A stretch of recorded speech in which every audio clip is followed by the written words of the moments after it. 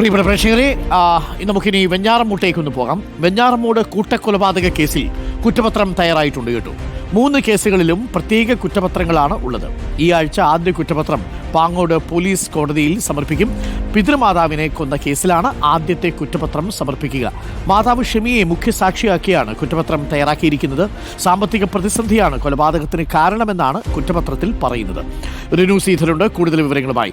Rinu Seedha, good morning. Rinu Seedha, അങ്ങനെ വെഞ്ഞാറമൂട് കൂട്ടക്കൊലപാതകത്തിൻ്റെ കുറ്റപത്രങ്ങൾ തയ്യാറായി വരുന്നു. ആദ്യ കുറ്റപത്രമാണ് ഇപ്പോൾ സമർപ്പിക്കപ്പെടാൻ പോകുന്നത്. പ്രോസിക്യൂഷന് തെളിവുകളെല്ലാം ശേഖരിക്കാൻ സാധിച്ചു എന്നൊരു ആത്മവിശ്വാസമുണ്ട് അല്ലേ കുറ്റപത്രം കൊടുക്കുമ്പോൾ?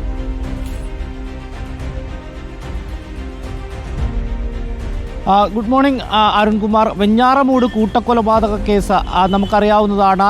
കേരളത്തെ ഒന്നടങ്കം നടുക്കിയ ഒരു കേസ് കൂടിയാണ്. ഈ കൊലപാതകം നടന്നിട്ട് ഈ 27-ന് 90 ദിവസമാകുന്നു. 90 ദിവസത്തിന് മുമ്പ് കുറ്റപത്രം സമർപ്പിക്കുവാൻ വേണ്ടിയാണ് ഇപ്പോൾ അന്വേഷണ സംഘം തീരുമാനിച്ചിരിക്കുന്നത്. 3 കേസുകളിൽ, അതായത് കിളിമാനൂർ, പാങ്ങോട്, അതുപോലെ തന്നെ വെഞ്ഞാറമൂട് സ്റ്റേഷനുകളിലായിട്ടുള്ള 3 കേസുകൾ. ഈ 3 കേസുകളിലും വ്യത്യസ്ത കുറ്റപത്രങ്ങളായിരിക്കും. അതിൽ ആദ്യ കുറ്റപത്രം ഈ പിതൃമാതാവിനെ, സൽമാ ബീവിയെ കൊലപ്പെടുത്തിയ കേസിൽ പാങ്ങോട് പോലീസ് സ്റ്റേഷനാണ് ഈ കുറ്റപത്രം നെടുമങ്ങാട് കോടതിയിൽ സമർപ്പിക്കുക.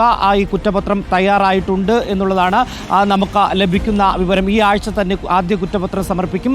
തുടർന്ന് വെഞ്ഞാറമൂട്, കിളിമാനൂർ പോലീസ് സ്റ്റേഷനുകളിൽ നിന്നുള്ള കുറ്റപത്രവും 10 ദിവസത്തിനകം സമർപ്പിക്കും എന്നുള്ളതാണ്. എന്തായാലും സാമ്പത്തിക പ്രശ്നം തന്നെയാണ് അഫാൻ ഈ കൊലപാതകങ്ങൾ നടത്തുന്നതിന് കാരണമായത് എന്നുള്ളതാണ് കുറ്റപത്രത്തിൽ പറയുന്നത്. അരുൺകുമാർ സൂചിപ്പിച്ചതുപോലെ തന്നെ എല്ലാ രീതിയിലുള്ള തെളിവുകളും സാക്ഷിമൊഴികളും ശാസ്ത്രീയ തെളിവുകളും എല്ലാം തന്നെ പോലീസ് ശേഖരിച്ചിട്ടുണ്ട്. അതിനുശേഷമാണ് ഈ കുറ്റപത്രം തയ്യാറാക്കിയിരിക്കുന്നത്. മാതാവ് ഷെമിയെ ഈ കേസിൽ മുഖ്യ സാക്ഷിയാക്കാനാണ് തീരുമാനിച്ചിരിക്കുന്നത്. കുറ്റപത്രത്തിൽ ആ രീതിയിൽ തന്നെയാണ് പറയുന്നത്. ഏകദേശം 48 ലക്ഷം രൂപ ഈ കേസുമായി ബന്ധപ്പെട്ടുകൊണ്ട് അഫാന്റെ കുടുംബത്തിന് പല രീതിയിൽ കടങ്ങളുണ്ട് എന്നുള്ളതും കുറ്റപത്രത്തിൽ പറയുന്നുണ്ട്. ഒപ്പം സ്നേഹം കൊണ്ട് കൊല നടത്തിയത് അനുജനെ മാത്രമാണെന്നാണ്. കാമുകിയായിട്ടുള്ള ഫർസാനയെ കൊലപ്പെടുത്തിയത് ഈ പണയം വെക്കുവാൻ നൽകിയ സ്വർണം തിരികെ ചോദിച്ച വൈരാഗ്യത്തിലാണെന്നും കൃത്യമായി തന്നെ കുറ്റപത്രത്തിൽ പറയുന്നുണ്ട്. ഒപ്പം ഈ പിതൃ സഹോദരനെയും ഭാര്യയെയും കൊലപ്പെടുത്തിയത് കിളിമാനൂർ പോലീസ് രജിസ്റ്റർ ചെയ്ത കേസ്, അവരെ കൊലപ്പെടുത്തിയത്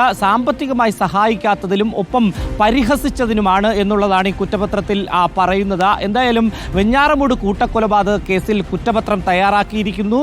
ഈ ആഴ്ച തന്നെ ആദ്യ കുറ്റപത്രം കോടതിയിൽ സമർപ്പിക്കും. അരുൺകുമാർ. ഓക്കെ, എന്തായാലും വെഞ്ഞാറമൂട് കൂട്ടക്കൊലപാതകം വളരെ നിർഭാഗ്യകരമായ വാർത്ത നമ്മൾ വളരെ ഞെട്ടലോടുകൂടിയാണ് കേട്ടത് അല്ലേ. അത് മനസ്സിൽ നിന്ന് അങ്ങോട്ട് പോകുന്നില്ല.